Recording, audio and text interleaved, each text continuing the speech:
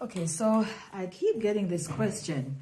If I have a 5-year passport that I got when I was a minor and now I'm an adult, do I have to submit my application in person?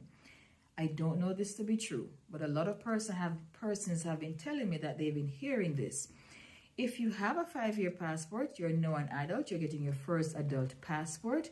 I don't know that there's a requirement for you to appear in person for this application. However, if you have a child and you're getting another child passport, which is a 5-year passport, a minor passport, you will have to appear in person if you are in London and if you are in any of the states under the embassy's jurisdiction. So these are the two places at the moment I know that you must appear in person for a minor application.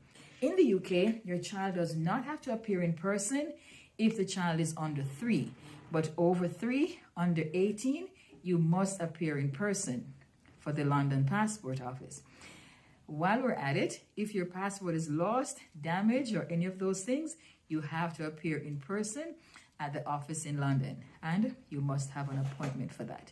Likewise, you must have an appointment to submit the minor passport at the embassy. I am Gail of 876 Documents. We help Jamaicans anywhere in the world with their Jamaican passports, driver's license, TRN, even Jamaican citizenship by descent. All right, I thank you for watching.